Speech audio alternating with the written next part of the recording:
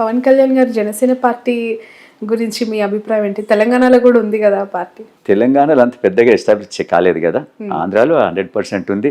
నేను అనుకుంటాను మరి వస్తే ఏదైనా చేంజెస్, మార్పు అనేది వస్తే పవన్ కళ్యాణ్ ద్వారా రావాలి అక్కడ. ఎందుకంటే చంద్రబాబు పార్టీ ఉంది, అది అందరికి తెలిసిందే.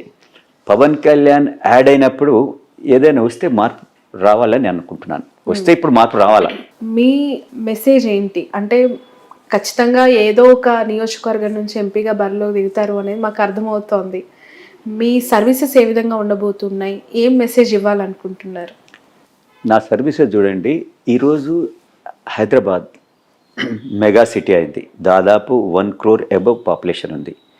ఇంతమందికి ఏ విధంగా రీసోర్సెస్ వాళ్ళకి ఏ విధంగా మనకు ఉండాలి, డ్రింకింగ్ వాటర్ కావచ్చు, రోడ్ నెట్వర్క్ కావచ్చు, స్కూల్స్ కావచ్చు, హాస్పిటల్స్ కావచ్చు, ఇది ఒక ప్లానింగ్ తోటి పోవాలి. ఈరోజు చూడండి మన హైదరాబాద్లో గచ్చిబౌలిలో 40 అంతస్తుల బిల్డింగ్ వస్తుంది, రోడ్ అదే 40 story బిల్డింగ్. అక్కడి నుంచి ఎన్ని కార్లు బయటకు వస్తాయి? ఒకే బిల్డింగ్ వస్తలేదు కదా, రోడ్డుకు ఇరువైపులా వస్తున్నది. సో ఈ విధంగా ప్లాన్ లేకుండా కడతా పోతున్నారు. అంటే ఎవరికి లబ్ధి చేకూర్చేదానికి? బిల్డర్కి చేసేదానికి. దీనివల్ల ఫ్యూచర్లో చాలా కష్టమవుతుంది, నష్టమవుతుంది. అంటే ఎక్కడి నుంచి ఎక్కడికి పోలేకుండా అవుతుంది. ఎందుకంటే హైదరాబాద్ ఎంతో పెద్ద ఎత్తున రింగ్ రోడ్ ఉన్నది, డెవలప్ దానికి ఏరియా ఉన్నది, ఇక్కడ సముద్రాలు లేవు. సో ఒక ప్లాన్ తోటి చేయాలా. ముఖ్యంగా హాస్పిటల్స్, నలుమూలల హాస్పిటల్స్ రావాలా, మంచి స్కూల్స్ కూడా పెద్ద ఎత్తున రావాలి. ప్రైవేట్ స్కూల్స్ చాలా ఎక్కువైనాయి, సో గవర్నమెంట్ స్కూల్ కూడా రావాలి.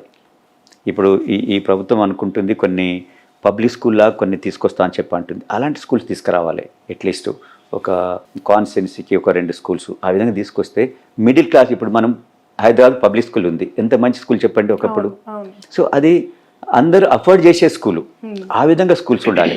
అంతేగాని సంవత్సరానికి 10 లక్షలు 6 లక్షలు ఈ విధంగా కట్టే స్కూల్స్ ఉంటే ఎడ్యుకేషన్ అనేది అందరికీ అందుతలేదు.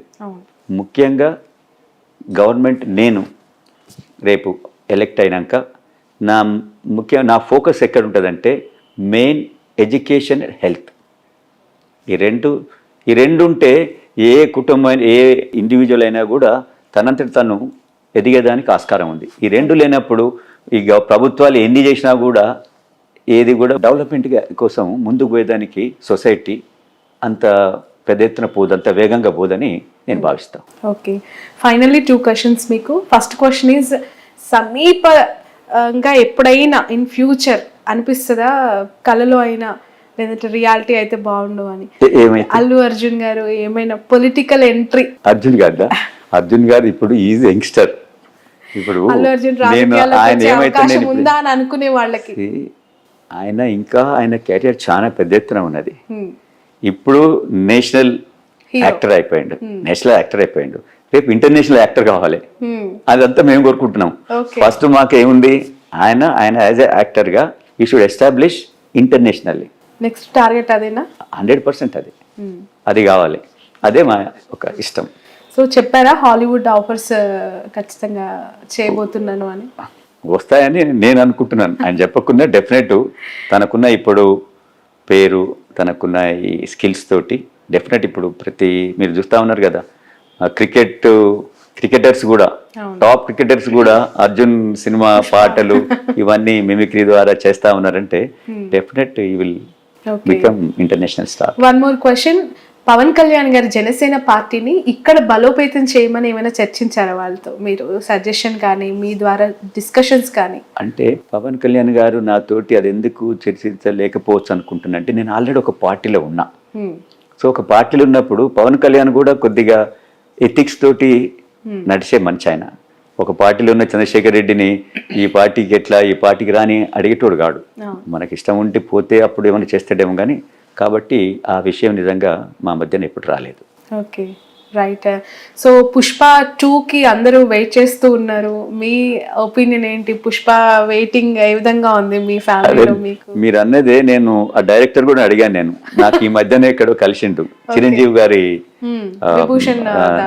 దాంట్లో కలిస్తే నేను అడిగాను వారిని, డైరెక్టర్ గారు కానీ ప్రొడ్యూసర్ని అడిగాను. ప్రొడ్యూసర్ గారు, ఇది మీకు న్యాయం కాదు, మొత్తం ఫ్యాన్స్ అందరూ వెయిట్ చేస్తా ఉన్నారు, మీరు సంవత్సరాల కొద్దీ దీన్ని అట్లే ఆపలేదండి చంద్రశేఖర్ రెడ్డి గారు, నాదేం లేదు.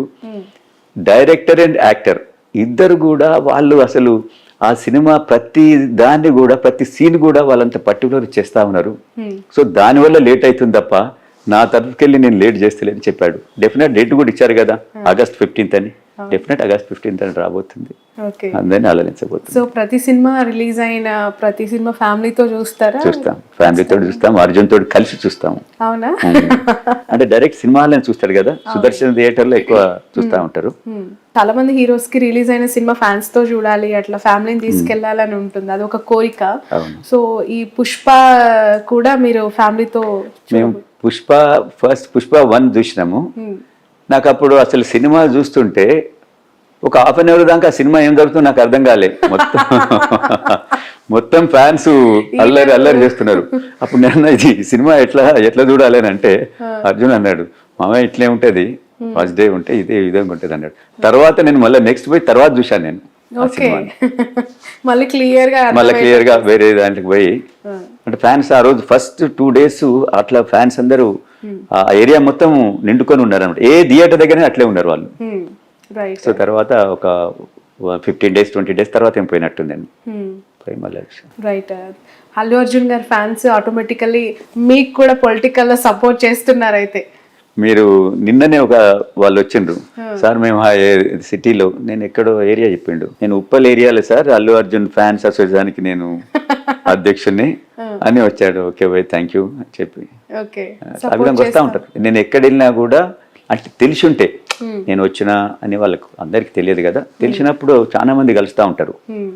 నేను పోతా ఉంటే కూడా ఎంతో మంది, సార్ మీరు అల్లు అర్జున్ గారు మామగారా సార్ అని కొందరు అంటారు, స్నేహ డాడీ నా సార్ అని చెప్పి కొందరు అడుగుతారు. అంటే నాకంటే ఎక్కువ నా డాటర్ కూడా నోన్ అయింది. తను స్నేహ గారు ఏదో బిజినెస్ లాంచ్ చేశారు అని విన్నాం సార్. అంటే బిజినెస్ అంటే తను కూడా కిడ్స్ వీళ్ళకి ఎక్కువ అది వాళ్ళకి ఇష్టం, కిడ్స్ సంబంధించినది అవన్నీ చేస్తూ ఉంటుంది. అది హాస్పిటల్ కిడ్స్ కోసము ఏంటి మన డాల్స్ బొమ్మలు అవి ఉంటాయి కదా, అవి ఇచ్చటం, వాళ్ళ ఫోటోగ్రఫీ అదంతా ఏదో చూస్తూ ఉంటుంది. బట్ నేను వాళ్ళ బిజినెస్ కూడా నేను ఎప్పుడు ఇన్వాల్వ్ కాను. వాళ్ళ యంగ్స్టర్స్ వాళ్ళకి ఇష్టం ఉన్న ఫీల్డ్ వాళ్ళు చేస్తా పోతుంటారు.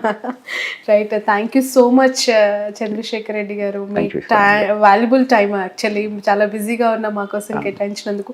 Wish you all the best, wish you all the success. మీరు కూడా ఏంటంటే ఉమెన్ కి ఎక్కువ నేను ఇంపార్టెన్స్ ఇస్తా, మీరందరూ ఎస్టాబ్లిష్ కావాలి, మంచిగా కావాలనే ఉద్దేశం నాకు ఉంటుంది. నాకు మిమ్మల్ని లైవ్ లో చూస్తుంటే కూడా అదే అనిపిస్తుంది. And you are proven already. ఎందుకు అంటే ఆల్రెడీ స్నేహారెడ్డి గారి యొక్క లైఫ్ గ్రోత్ ఏ విధంగా ఉంది, తనకి మీరు ఎంత ఫ్రీడమ్ ఇచ్చారు అనేది మేము కల్లారా చూసాం కాబట్టి 100%. Thank you so much. Wish you all the best. మీరు కోరుకున్న స్థానం నుంచి మీరు పోటీ చేయాలి, విజయం అందుకోవాలని మనస్ఫూర్తిగా కోరుకుంటున్నాను. ఇది చంద్రశేఖర్ రెడ్డి గారితో స్పెషల్ ఇంటర్వ్యూ. ఆయన పార్లమెంట్ సెగ్మెంట్ నుంచి బరిలోకి దిగబోతున్నారు. నియోజకవర్గం ఇంకా ఖరారు కాకపోయినా కాంగ్రెస్ పార్టీ నుంచి ఈసారి గెలుపు ఖచ్చితంగా ఉంటుందని ధీమా వ్యక్తం చేస్తున్నారు. That's all for now. ఇప్పుడు ఆపరేషన్ లేకుండానే మోకాళ్లకు ప్లాస్మా ట్రీట్మెంట్, మీ ఆర్థోపెడిక్ సమస్యలన్నిటికీ రోబోటిక్ టెక్నాలజీ ద్వారా తక్కువ ఖర్చుతో శాశ్వత పరిష్కారం, ఫ్రీ కన్సల్టేషన్, ప్రతి ట్రీట్మెంట్ పై 20% డిస్కౌంట్. ఈ ఆఫర్ కొద్ది రోజులు మాత్రమే, త్వరపడండి. V9 hospitals 9281465842.